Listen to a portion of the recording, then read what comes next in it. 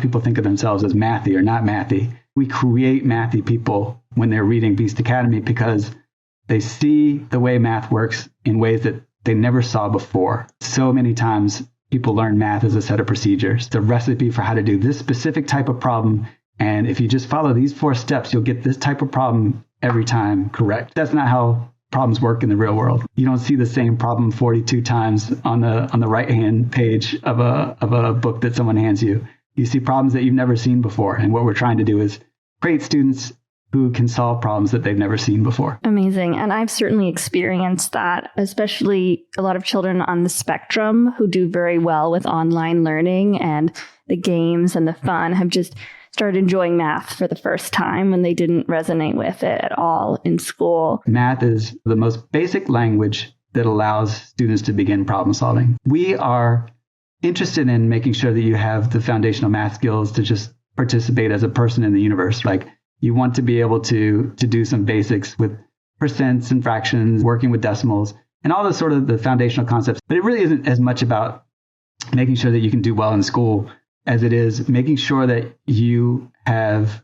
the problem-solving skills that will let you do anything. I think mathematics being this language that you can learn that allows you to ask novel questions of even 6 and 7-year-olds, where they can have a brand new problem to solve without a whole lot of buildup. There's problems that are a lot of fun that a kid could solve. Build a bridge that connects these 2 tables, or make a pendulum that swings once every second. How do I get from point A to point B without being given the road to get there? Math is a lot like a puzzle to solve, and the joy of solving a puzzle or of having an aha moment that you can get from math early on, you can't get from a lot of other subjects, is really important to instill in kids. You get lots of people who will say, well, when am I ever going to add 2 negative numbers?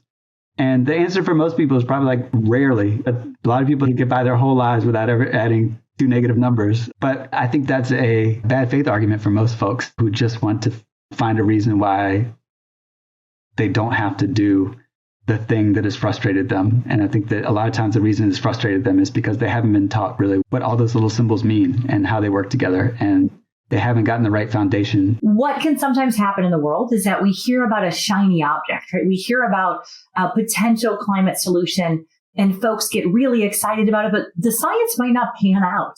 And what we've done at Project Drawdown is really think about, well, what's going on in the atmosphere? What are the main sources of the heat trapping greenhouse gas pollution that's causing climate change, right? Where are they coming from? Where are those gases coming from? And once we know that, right, we can then layer on what the solutions are. So when we know what the sources are, we can connect the solutions and we can make sure that the solutions are actually addressing stopping those sources, supporting sinks. Those are things like land, ocean, and engineered sinks. And we can make sure that we're supporting society in that space. People tend to get really attached to single solutions. How do you kind of keep yourself in check as an organization? Project Drawdown released the book Drawdown. That book opened up a whole new world of climate solutions for folks, showing, first of all, that there are climate solutions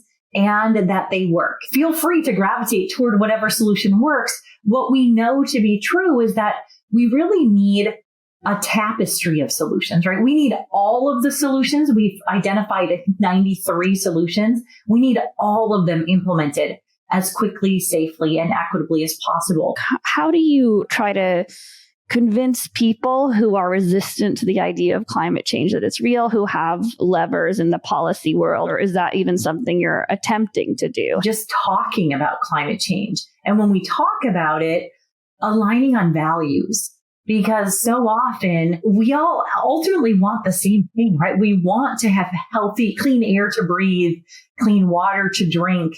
We want our children to have access to nature and to be able to thrive on this planet. And if we start with values and aligning there, we can often have much more productive conversations. Maslow had isolated this for self-actualized individuals as a single thing that separates the mature from the immature. is the ability to feel conflicted. This makes marriage work, relationships work, government work, democracy work. As soon as you lose it, you have a great dumbing down of society. Our leaders don't even feel conflicted, and we confuse certainty and dogmatism with confidence and maturity. We're living in an upside down world. These social capacities, not skills, develop spontaneously if conditions are conducive. If you have to teach them to compensate, they only work in the situation that you taught them in.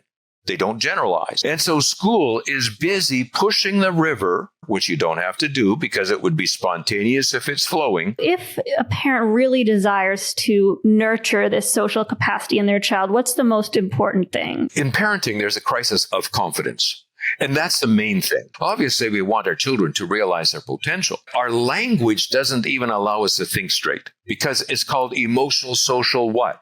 Learning, right. And the fact is again, development is spontaneous if conditions are conducive. This is the science of development. It always has been. I'm convinced that the issue is not education, because in some places with some people, they're doing all the things that are necessary. It is confidence.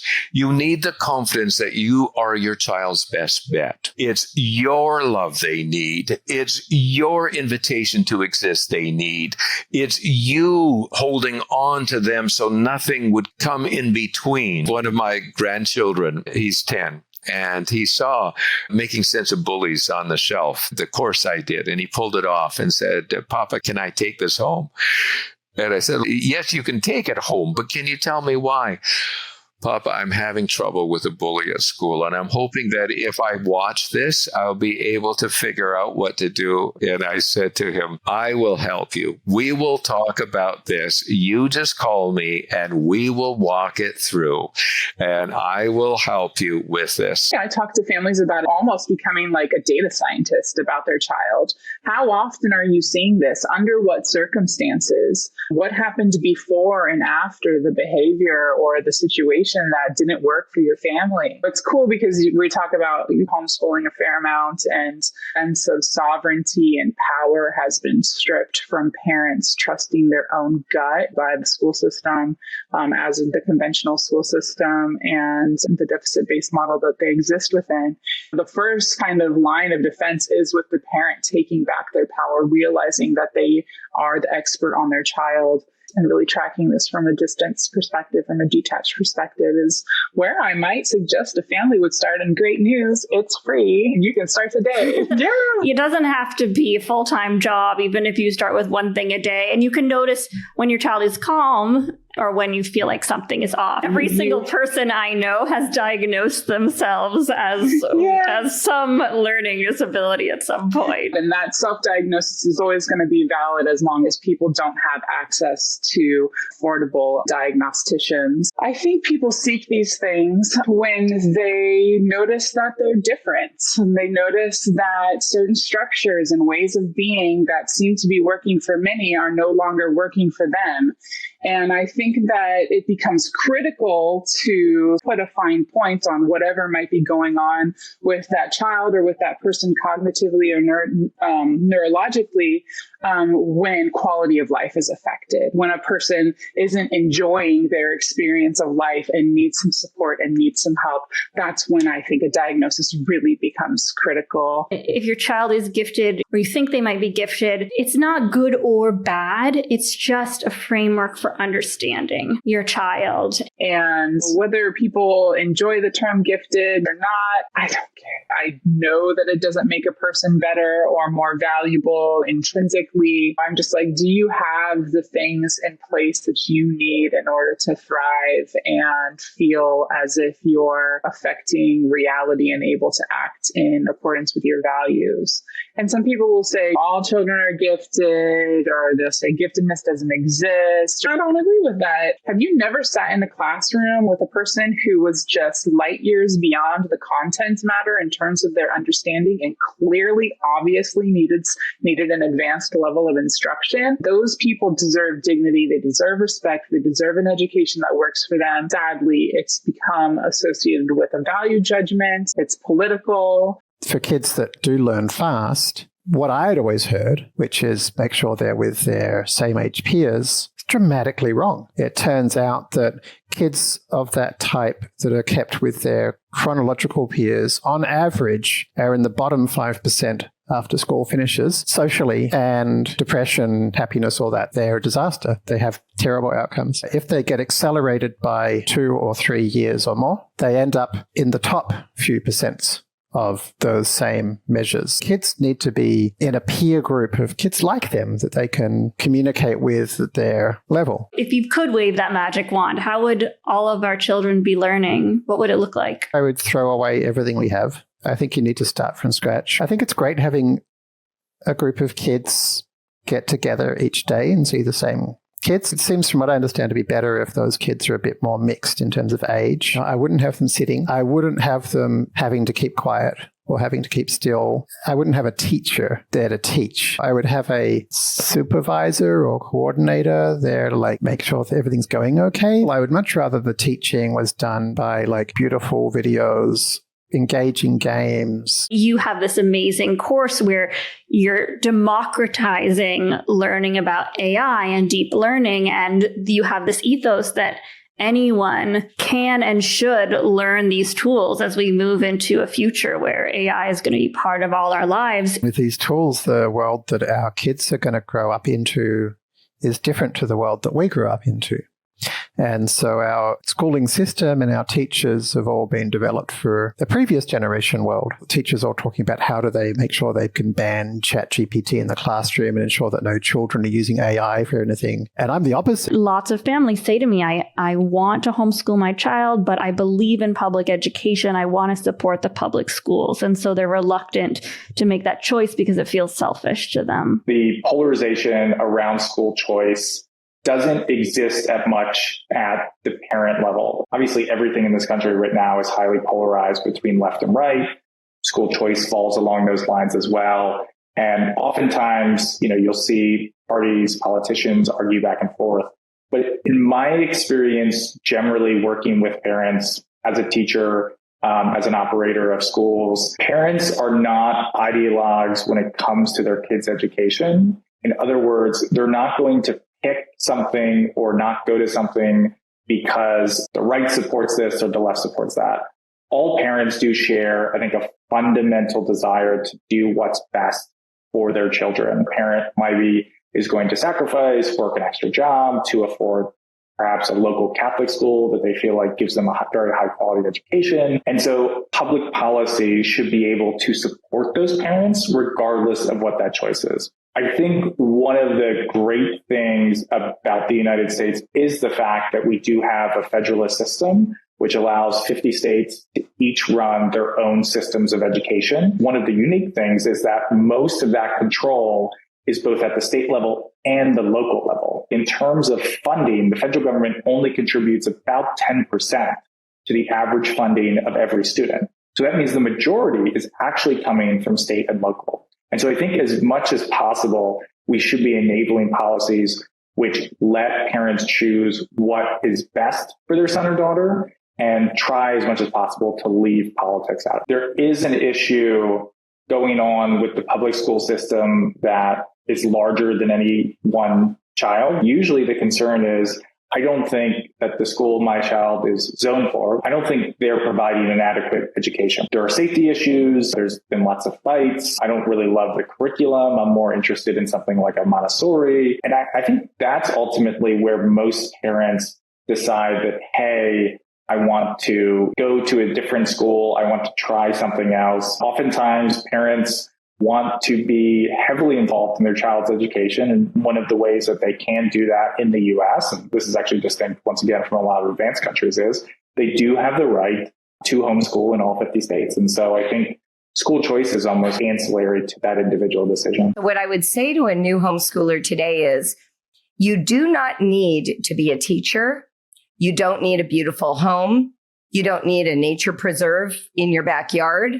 What you need is a spirit of discovery and trust. I also believe that if you're somebody who loves learning, you can certainly teach your child. It's really about engaging in learning with them and modeling learning. You don't have to know all these special facts or techniques.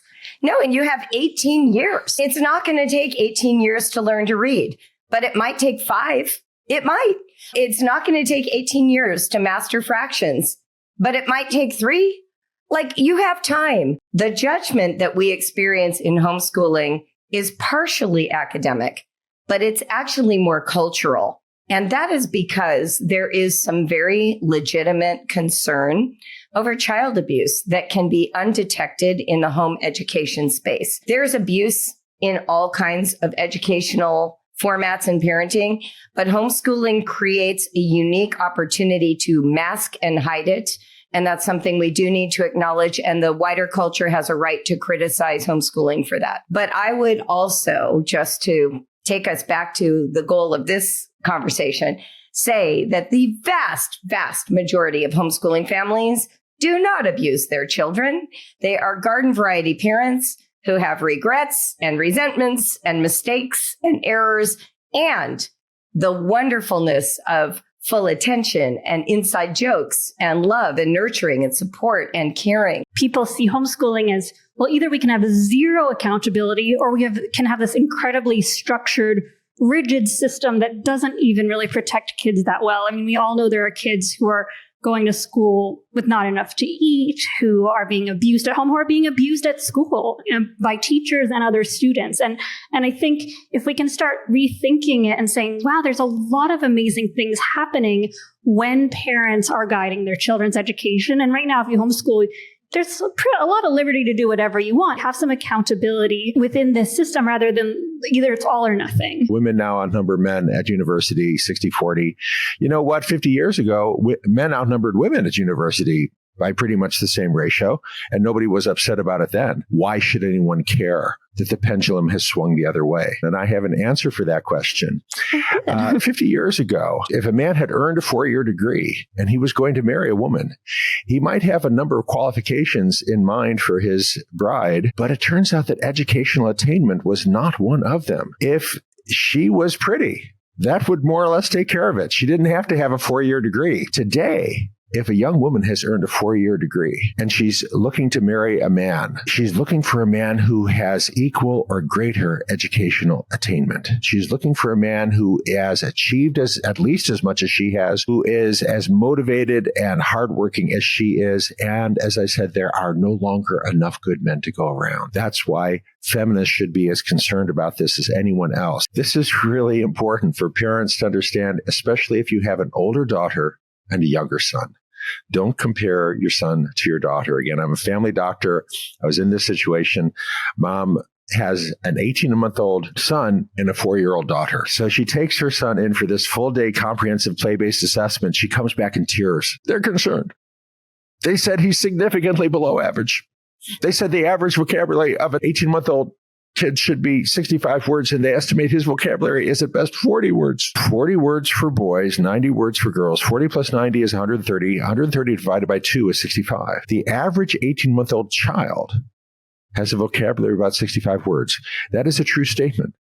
It's also meaningless. A statement can be both true and meaningless because intersex kids aside, every child's either a girl or a boy. You need to compare boys to boys. His vocabulary was about 40 words. He's average. He is not below average. He's fine. Researchers gave kids a blank piece of paper and a box of crayons and asked them to draw whatever they want. Girls everywhere draw people, pets, flowers, and trees. More than 90% of boys are trying to draw something radically different. They're trying to draw a scene of action at a moment of change, like a monster eating an alien, a rocket smashing into a planet. These are hardwired differences. They are not socially constructed. But in each of these 5 studies, about 8% of boys are drawing pretty much what the girls are drawing. Those gender atypical boys drawing people, pets, and trees have a lot in common with other boys who draw people, pets, and trees.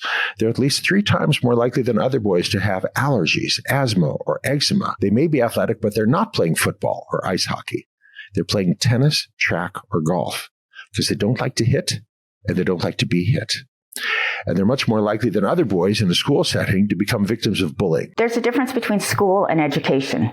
They are not equal. They are not the same thing. Teachers who are trained to do school, that is a set of skills that is very particular to school.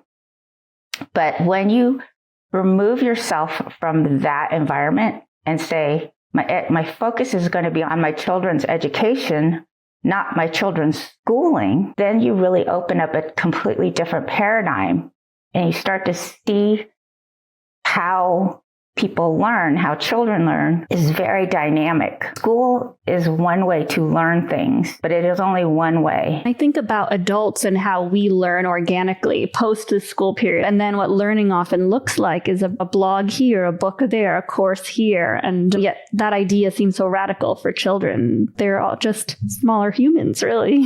I would never enroll in a 9-to-3 school. As an adult, it just doesn't make sense to me. I would pursue the skill that I wanted to learn in the modality that made sense to me. And if I needed a little encouragement, I would get a coach. This is a lot of what unschooling is about. We talked about school as far as that's a very teacher-driven thing. When you think about it in that way, unschooling is learner-driven. In school, the teacher is given certain goals for the class. All the students in first grade should be able to do X, Y, Z. We will use this curriculum to get them there, et cetera, et cetera. What unschooling is what do you want? What are you curious about? What do you want to explore? I, as the parent and as the adult, I'm there to facilitate their acquisition of knowledge about those things. Could you help us understand what being gifted actually means and the difference between giftedness and profound giftedness? What we are talking about when we say gifted or profoundly gifted is really a brain-based difference. The neuroscience is showing that gifted brains develop differently than neurotypical peers. And so there are support needs. There are specific needs that children might need as they grow and develop. And giftedness, one of the measures of that is IQ testing. And so when we're looking at profoundly gifted, we're looking at 3 standard deviations above the mean IQ. So we're looking at like 145 and above. So that 99.9th percentile. At the end of the day, gifted or not, your child is your child. If you have a 6-year-old profoundly gifted student, they're a 6-year-old first. They're going to do 6-year-old things. The giftedness plays a part, but you can talk about that in a lot of different ways. And you can find the way that makes sense to you, your family, your values, the situation at hand. But we do encourage families to talk to their child about their giftedness, whether you use the term gifted or not, because students will notice when they're different from their classmates, from their peers. They will notice when there's a difference. And in our experience, if you don't help them fill in some of those gaps, they might construct their own narrative. And a lot of times it's not the most generous narrative. What the neuroscience is showing us is that profoundly gifted students tend to have a bit of a lag in developing those skills because their brain is going through a second sponge phase. What is a sponge phase? Around 4th grade, writing expectations pick up. Students are expected to do a longer writing project, more independent work, because around 4th grade, neurotypical students, their brains are going through a pruning phase. Those neural pathways are really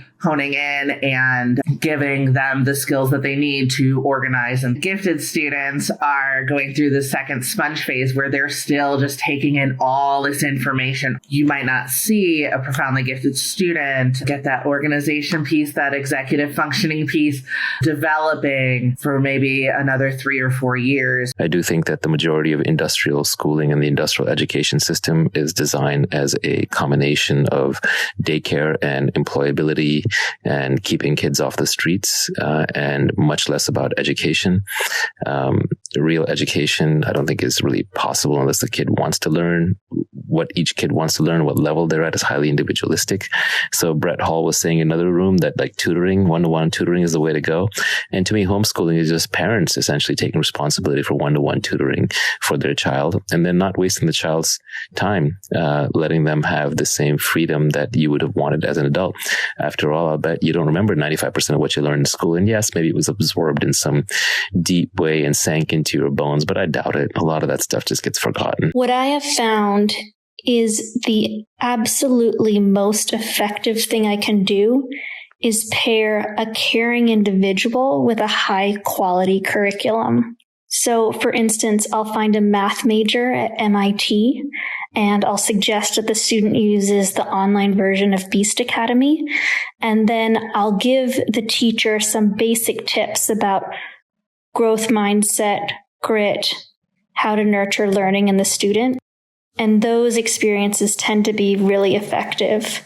What does not work as well is trying to hire certified teachers. It can be really difficult for them to adapt to a homeschooling environment for a variety of reasons. Well, I think real confidence is just an output of true competence, which means you think through things for yourself.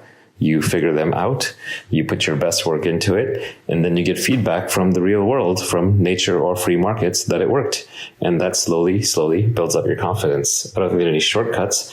And when people talk about imposter syndrome, I think it's because they often have hacked their way into a false sense of confidence when they haven't gotten the feedback of being correct, which comes through applied competence. Are you saying that if people are unskilled, then they will have less confidence? What about people who are highly skilled but think very poorly of themselves? They just haven't tried. They need to try, and then they'll develop the confidence. They're just being scared. You don't know if you're competent at something or not until you do it. And actually, you don't become competent until you do it. One of the interesting things about video games and using that as a format for learning is that video games have growth mindset built into it. So if you think back to when you're playing Super Mario, what happens if you fail the level? You can just start again. There really isn't a ton of consequence to it. So it encourages really trying again, trying a different approach. And you get the hit of both external motivation and intrinsic motivation as you start to learn and develop skills within the math curriculum. The issue of screen time has been one actually even before screens have been invented. Like there's been a similar issue when the radio first came out. This has been a recurring theme throughout history. And the way that I look at it is it can be a tool that can be used either productively or unproductively. If you're sitting in front of the TV and watching reality TV for all of your screen time, that's obviously an unproductive use of that time. Although I will say we all need our reality TV from time to time. But if you're using it as a tool for education and learning, it can be productive screen time. How have you got Prodigy into the hands of the students who need it most? All of the education content in Prodigy Math is free for everyone. So regardless of if you have a paid membership or not, you can still benefit and get through all of the content. We have a free suite of teacher tools. We have a free parent account as well, which gets you some of the reporting, not all of the reporting that you would get in the paid account.